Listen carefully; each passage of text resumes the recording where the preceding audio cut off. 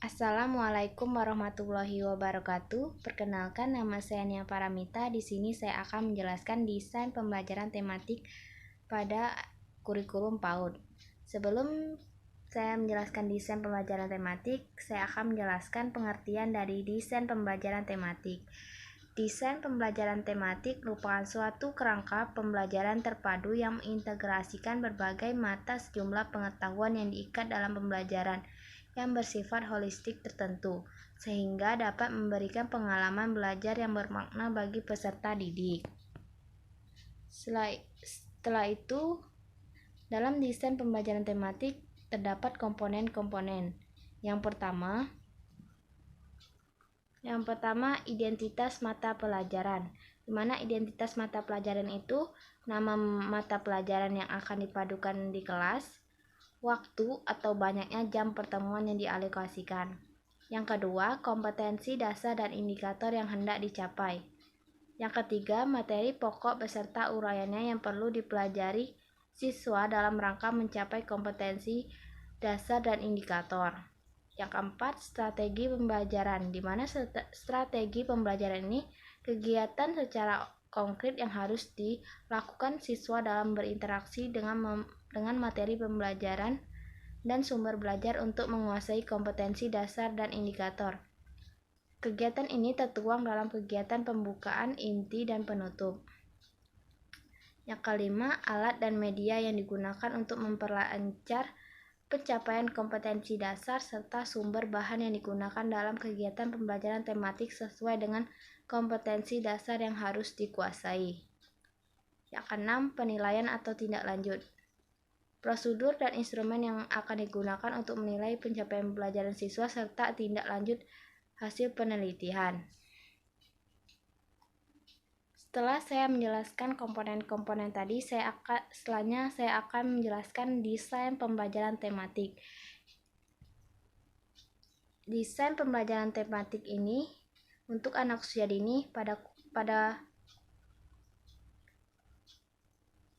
dasarnya sama seperti pelaksanaan pembelajaran pada umumnya. Dalam pelaksanaan pembelajaran tematik perlu dilakukan beberapa hal, yaitu sebagai berikut. Yang pertama, pemetaan standar kompetensi SK, kompetensi dasar, dan indikator. Pemetaan SK dan KD serta indikator adanya suatu prosedur pemetaan tema. Prosedur pemetaan tema dilakukan untuk memperoleh gambaran secara menyeluruh dan utuh semua standar kompetensi dan dasar dan indikator dari berbagai mata pembelajaran yang dipadukan dalam tema yang dipilih.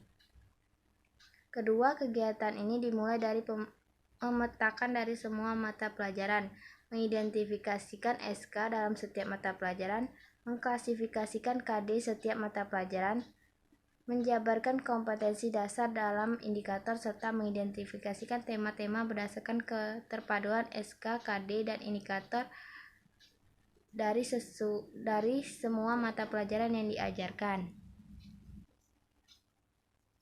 2. Pemetaan jaringan tema. Dalam pemetaan jaringan tema ini kita harus menentukan prinsip penentuan tema. Tema merupakan alat atau wadah untuk mengenalkan berbagai konsep kepada peserta didik.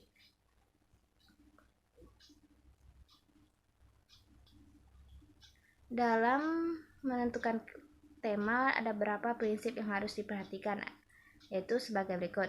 Yang pertama, kedekatan. Artinya tema hendaknya dimulai dari tema yang terdekat dengan kehidupan anak. Yang kedua, kesederhanaan. Artinya tema hendaknya dipilih mulai dari tema-tema yang sederhana. Yang ketiga, kemenarikan. Artinya tema hendaknya dimulai dari tema-tema yang menarik minat anak.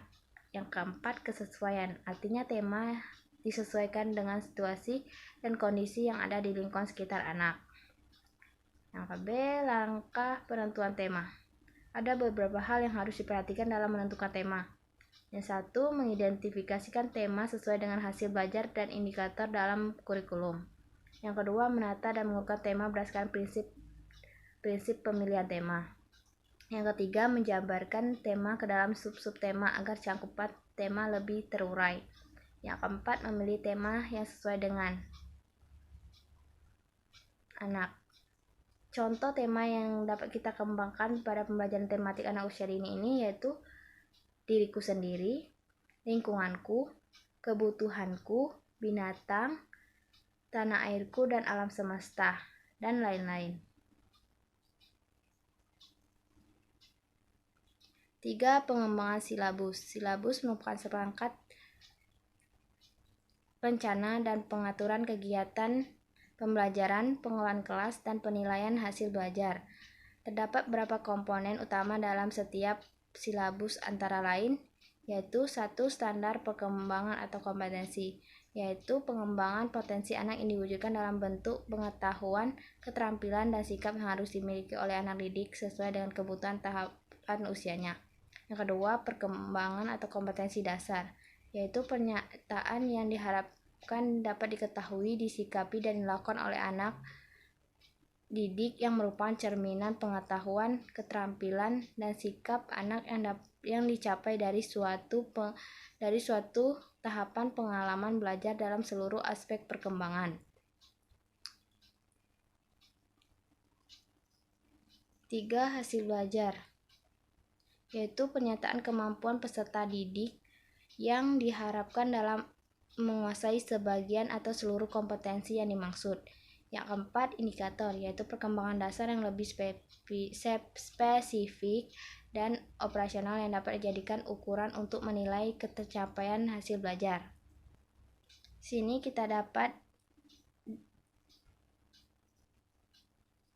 Di sini dapat dilihat pada gambar bahwa desain pembelajaran tematik itu yang pertama itu daftar tema, di mana kita itu menelaah kompetensi dasar untuk mengidentifikasi tema yang dibutuhkan dalam pembelajaran tematik anak. Setelah itu kita mendaftar tema yang dibutuhkan di setiap mata pembelajaran. Setelah mendaftar tema, kita memilih tema untuk setiap kelas sesuai dengan kriteria pemilihan tema. Yaitu kita merumuskan tema dengan frasa yang menarik. Setelah mendaftar tema itu, kita ke peta konsep dasar atau jaringan tema, di mana peta konsep dasar jaringan tema ini kita memilih KD dari setiap mata pelajaran yang sesuai dengan tema yang ditetapkan. Setelah itu kita silabus, di mana setelah saya jelaskan tadi pengembangan silabus, di mana kita itu menyusun silabus, yaitu merumuskan kegiatan pembelajaran, indikator, dan penilaian dan alokasi waktu. Setelah mengembangkan silabus, kita membuat rencana pelaksanaan pembelajaran atau RPP. Di sini kita menyusun rencana pelaksanaan pembelajaran itu sesuai dengan tema yang kita pilih tadi. Setelah saya menjelaskan desain pembelajaran tematik, saya akan menjelaskan model pembelajaran tematik pada pembelajaran anak usia dini. Yang pertama, model hubungan atau terkait.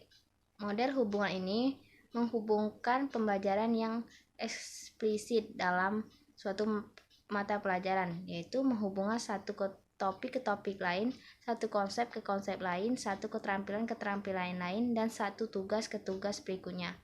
Pada pembelajaran ini kunci utamanya adalah adanya suatu usaha sadar untuk menghubungkan suatu bidang kajian dalam suatu disiplin ilmu.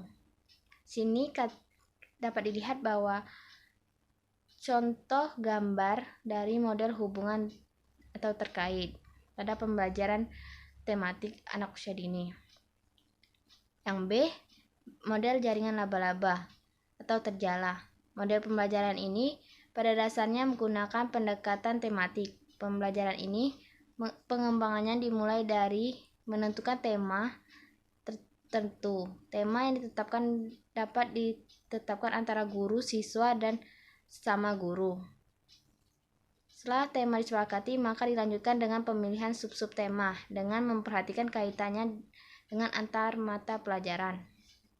Di sini kita dapat dilihat bahwa contoh dari model pembelajaran jaringan laba-laba. Yang B, model terpadu. Model pembelajaran ini menggunakan pendekatan antar mata pelajaran. Model ini diusahakan dengan menggabungkan beberapa mata pelajaran, yaitu dengan menetapkan prioritas dari kurikulum dan menentukan keterampilan, konsep, dan sikap saling tumpang tindih di dalam mata pelajaran. Berikut dapat kita lihat bahwa contoh dari model pembelajaran terpadu. Sekian, itu saja penjelasan saya tentang desain pembelajaran tematik. Saya akhiri. Wassalamualaikum warahmatullahi wabarakatuh.